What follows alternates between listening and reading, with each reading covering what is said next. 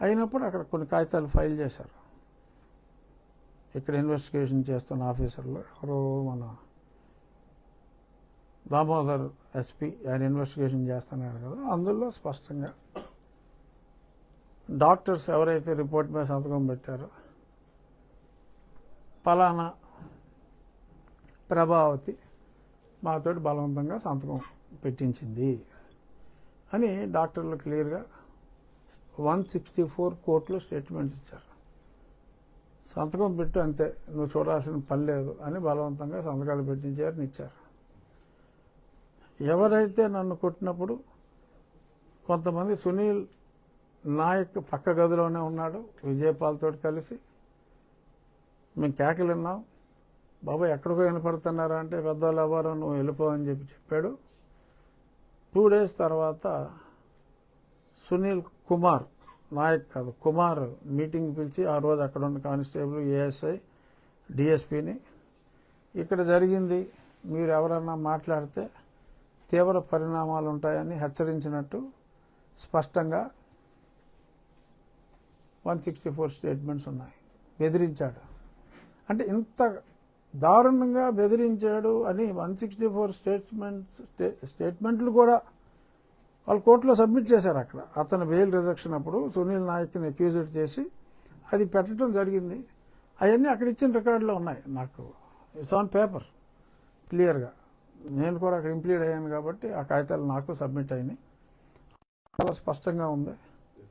అంత స్పష్టంగా రోల్ ఉన్న తర్వాత అరెస్ట్ కాకుండా ఎందుకుంటారు అన్న ఉద్దేశంతో డెఫినెట్గా సాక్ష్యాధారాలన్నీ ఎక్కడ కొట్టించాడో నాకు తెలుసు, కానీ దేనికైనా సాక్ష్యం ఉండాలి కదా, చట్టం ముందు సాక్ష్యం ఉండాలి కదా. సో సాక్షులు నిజం చెప్పారు కనుక చర్యలు ఉంటాయి అని ఆశించడం సహజం. సో అది చెప్తే సుప్రీంకోర్టు తీర్పుకి వక్రభాష్యం ఏముంది? సుప్రీంకోర్టు ఈ ఆర్బీఐ సర్క్యులర్ని ఫాలో అవ్వకపోయినా బ్యాంక్ కంప్లైంట్ ఇస్తే సిబిఐ కెన్ గో ఎహెడ్ అని ఇచ్చారు అంతే. ఈడేం చెప్తాడు, కొంతమంది ఈ సాక్షియోడు వీళ్ళు ఆడికి తోడు దిక్కుమాలిన ఇదిగో మీ కులంలో చెడబుట్టారు అంటే జర్నలిస్టు కులంలో ఆ సాయిగాడు అక్కడ బ్రోకర్ నా కొడుకు, ఓపెన్గా చెప్తున్నా బ్రోకర్ నా కొడుకు. రే సాయి, నీకు ఎవడ దీతో స్టార్ట్ అవుతుంది ఆ ఛానల్ పూర్తి పేరు కింద ఏదో చిన్న అక్షరాలు రాస్తాడు ఆడు అదే పనిగా జగన్మోహన్ రెడ్డి బాగా. అలా కొంతమంది ఉన్నారు, వాళ్ళ పెయిడ్ వెబ్ ఛానల్స్, కొన్ని అంకిల్ ఛానల్స్ ఉన్నాయి, దానికి కూడా కొన్ని పేమెంట్లు వాళ్ళేస్తారనుకుంటా సాక్షి యజమాన్యం, ఆడికి రిలయబిలిటీ తక్కువ అని. ఇలాంటి వాళ్ళందరూ అసలు సుప్రీంకోర్టు క్లియరెన్స్ అరెస్ట్ చేయమని సుప్రీంకోర్టు క్లియరెన్స్ ఇస్తున్నారా? చనా కొడకల్లారా. సారీ, రాజ్యాంగబద్ధ పదవిలో ఉన్న కొంతమందికి అర్థమయ్యే భాషలో మాట్లాడాల్సి వస్తుంది. అది they can go ahead with the investigation అన్నారు. And here the investigation is already over. I have attended. నేను ఢిల్లీలో ఎంపీగా ఉన్నప్పుడే వాళ్ళు అడిగిన ప్రశ్నలన్నింటికి సమాధానం ఇచ్చాను.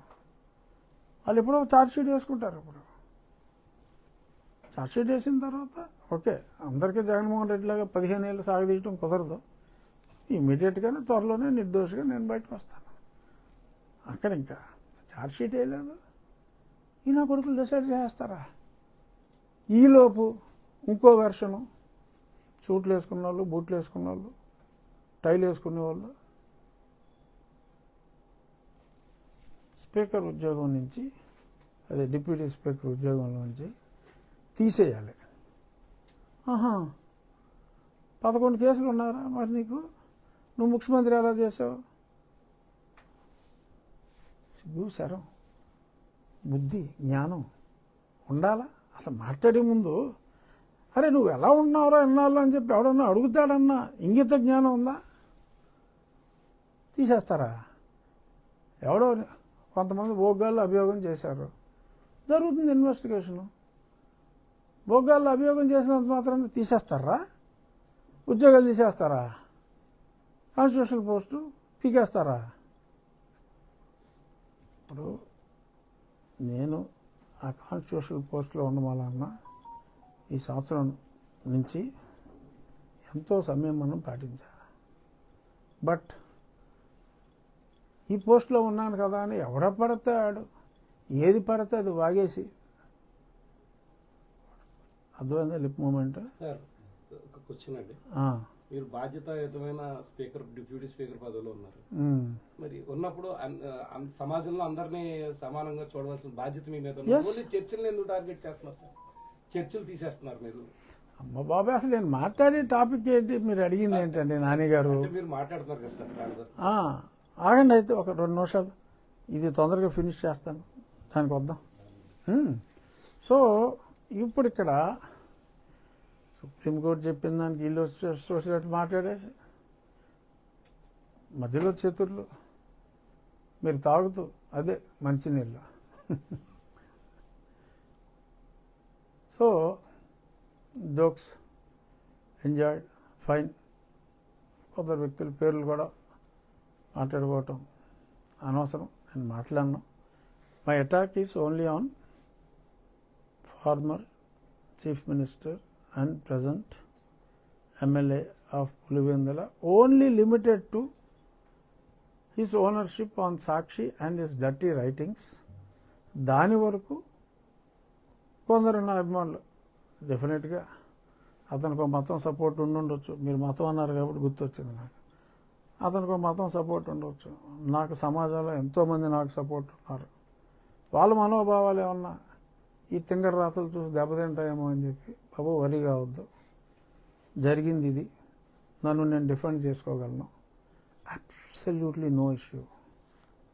I'm fighter. నువ్వు నన్ను చంపాలని చూసినా బయటపడ్డావు అంటారా? సో ఇలాంటి ఉడతూపులకి ఎవడో భయపడ్డావు. మళ్ళీ ఇంకో పబ్లిసిటీ, రఘురామకృష్ణరాజుని ఏకాకి చేసిన పార్టీ. మరి అసలు సంబంధం ఉందా? అసలు ఈ మ్యాటర్ ఏంటి? ఏకాకి చేయటం ఏంటి? అంటే ఏం చేసేయాలి? ఏం చేసేయాలి? పార్టీ రోడ్లు ఎక్కేయాలా? తెలుసు కదా అందరికీ, పెట్టింది నాన్ సెన్స్ అని తెలుసు.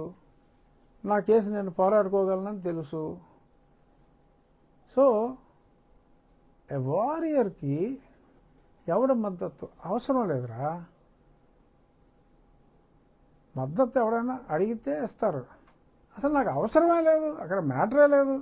నాకు దేనికి మద్దతు? జగన్మోహన్ రెడ్డి మీద పోరాటం నేను ఎవడ మద్దతు తీసుకుని మొదలెట్టానా? నేను మొదలెట్టినప్పుడు ఎవడన్నా రోడ్డు మీద ఉన్నాడా? ఇంట్లోనే ఉన్నారుగా అందరూ. 2020లో ఫిబ్రవరిలో మార్చిలో మొదలెట్టా పోరాటం. సరే అక్టోబర్లో ఇదిగో ఆజాన్ బాబుతో కేసు వేసి చేయడని చెప్పాను కదా. ఇంకా అప్పటి నుంచి అటాక్ ఇస్తానే ఉన్నాడు. ఇక్కడ ఎన్ని కేసులు పెట్టాడు నా మీద?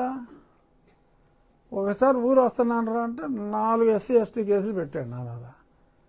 ఆ తరకు పోలీస్ స్టేషన్ ఆ బార్డర్లో ఒకటి, ఎవడో కెనడీ అంట నర్సాపురంలో ఒకటి, ఆల్మోస్ట్ ఎస్సీలతోనే క్రిస్టియన్స్తో పెట్టించి చర్చి చెప్పావు కాబట్టి ఇవన్నీ గుర్తొచ్చినాయి. పెట్టించి ఇక్కడ ఒంట్లో ఒకటి పెట్టి ఎక్కడ పెడితే అక్కడ SC కేసులు అయితే 4 పెట్టారు. SC కేసులు ఏంటి? సరే నేను మళ్ళీ అన్నిటి మీద స్టే తెచ్చుకుని మళ్ళీ వస్తున్నానంటే అక్కడ రంగరాజన్ ఉండేవాడు కదా అప్పుడు మంత్రి, తర్వాత తీసి దొబ్బారు. ఆడే సోడా బుడ్లు పెట్టి సోడాలు ఇసిరేసి కొట్టాలని చెప్పి అంతా స్కెచ్ చేసుకున్నాడు. సరే చూద్దాంలే, అప్పటికి నాకు CRPF వచ్చేసింది అనుకుంటే ఇంకో 4 కేసులు పెట్టాడు ఏదో అరెస్ట్కి. మళ్ళీ ఆ 4 కేసులకి మళ్ళీ కోర్టుకి వెళ్ళి దానికి మళ్ళీ స్టే తెచ్చుకుని ఇంకో 2 నెలలు పట్టింది. మళ్ళీ వస్తానంటే ఇంకో 4 ఎడతాడు. ఈ లీటర్ ఖర్చులు ఎందుకురా నాయన మనకి? అది ఏంటిది? హోల్ అది హోల్కి రకరకాల భాష ఉంటుంది. ఆ భాష నేను మాట్లాడకూడదు ఈ పొజిషన్లో. సో అర్థమైన వాడికి అర్థమైనంత. సో ఎందుకులే అని చెప్పి నేను రావడం కూడా మానేశాను.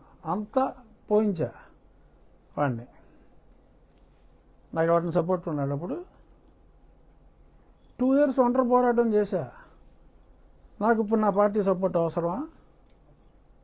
నాకెందుకు సపోర్టు? నాకు లేదని మై సన్స్ ఎందుకు బాధపడతారు? దేని బాధపడతారు? రఘురామకృష్ణరాజు ఒంటరి.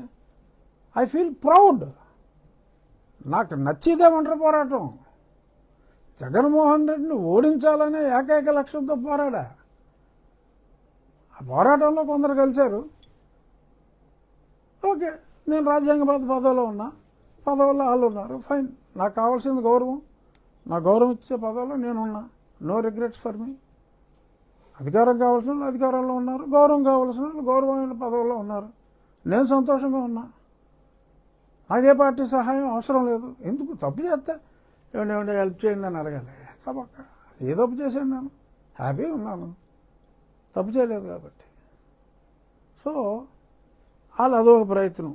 అంటే ఏది? నాకు ఏదో పార్టీ లీడర్షిప్కి గ్యాప్ క్రియేట్ చేయాలని. అరే, నాకు నచ్చిన పదవిలో నేనున్నా, నాకు నచ్చంత సానుభూతి. సో కాబట్టి సంతోషంగా ఉన్నాను నేను. మళ్ళీ ఆ ఉన్నమాద మీద పోరాటం నాకు ఎవరి సహాయం అవసరం లేకుండా నేను చేసుకుంటున్నానని. ఓ, నన్ను హింసించారు అని చెప్పి ఎన్ని మీటింగుల్లో ఎంతమంది మాట్లాడారు? అదొక ఎలక్షన్ అంశం అన్న సంగతి మీకు తెలుసు కదా. సంవత్సరంన్నర అయింది ముందుకెళ్ళిందా కేసు. అయినా నేను బాధపడలేదు కదా, పోరాడుతున్నా. ఇగోరా సాక్ష్యాధారాలు, ఇన్ని ఎవిడెన్స్లు వచ్చిన తర్వాత కూడా ఇంకా మీరు చక్కబాజం చేస్తా కూర్చుంటారా అని అడుగుతున్నా. అంతే తప్ప నేను ఎవరి దగ్గరికి వెళ్ళి దీనంగా బతిమాలలేదా. ఎందుకంటే పోరాటం నా సహజ లక్షణం. కోడి పుంజుకోను. అది సంక్రాంతి పందుంగోడిలాగా పారిపోదు కదా. పందుంగోడి పోరాడుతుంది. అసలు దాన్ని చంపుద్ది, లేకపోతే చేస్తుంది. చావుకి ఎదిరించే నేను జగన్మోహన్ రెడ్డితో పోరాడా. దాక్కున్న వాళ్ళు దాక్కున్నారు, అది వేరే విషయం. సో నాకు ఎవరి సానుభూతి అవసరం లేదు. ఎందుకంటే నేను ఆశించలేదు కాబట్టి. ఇంకా హర్ట్ అవుతా ఎవడన్నా సానుభూతి చూపెడితే. నాకు అవసరం లేదు. నేను పెట్టిన కేసు సాక్ష్యాలు ఉన్నాయి. వీలైనంత త్వరగా న్యాయం చేస్తే పోలీసు వ్యవస్థ మీద, పరిపాలనా వ్యవస్థ మీద ప్రజలకు నమ్మకం పెరుగుతుంది. ప్రజలకు నమ్మకం పెరగకపోతే, ప్రజల నమ్మకాన్ని పోగొట్టుకుంటే భవిష్యత్తు కొంచెం కష్టం అవుతుంది. ప్రజలకు ఆ భరోసా ఇవ్వాలి అనేది నా ఉద్దేశం. తప్పకుండా ఈ ప్రభుత్వం, ఎందుకంటే నేను బయట ఉన్నాను, నేను ప్రభుత్వంలో లేను. సో కాబట్టి తప్పకుండా ఈ ప్రభుత్వం ఆ విషయంలో భరోసా ఇస్తుంది అన్న విశ్వాసం నాకుంది. పోలీసు ఉన్నతాధికారి ప్రత్యక్షంగా మీడియా ఆయన వీడియో రిలీజ్ చేస్తున్నారు. మరి దాన్ని ఇప్పటి వరకు ప్రభుత్వం అలా రిలీజ్ చేయకూడదని ఆర్డర్ ఇవ్వకుండా సామెతలు ఊరికే రావమ్మా. ఇప్పుడు చాలా మాట్లాడారు, అందరికీ తెలిసినయే. సామెతలు ఊరికే రావు. ఏ సామెత ఎవరన్నా చెప్పగలరా? పిల్లి గుడ్డిదైతే ఊహించుకోవా, నువ్వు ఎత్తు చూపెట్టాలటి. సో సామెతలు ఊరికే రావు. డెఫినెట్గా అలాగని చూస్తూ ఊరుకోదు ఏ ప్రభుత్వం. నియంత్రించలేదు కదా సార్ ఇప్పటి వరకు మీ మీద ఆరోపణలు. శిశుపాలుడు 100 తప్పులు చేస్తే గాని శ్రీకృష్ణుడు శిశుపాలుని సంహరించలేదయా. ఎందుకంటే శిశుపాలుడు తల్లికి శ్రీకృష్ణుడు మాటిచ్చాడు, అరే 100 తప్పుల వరకు షోకారా అని. అలాగా ఒక్కొక్కడికి ఒక్కొక్క సాచురేషన్ పాయింట్ ఉంటుంది. ఆ సాచురేషన్ పాయింట్ ఇంకా రాలేదేమో మా ప్రభుత్వానికి. చూద్దాం. ఎందుకంటే that is the administrative capability of the governance or the government. So చేయకపోతే ఏమవుతుంది? నాకేమైనా నష్టం ఉందా?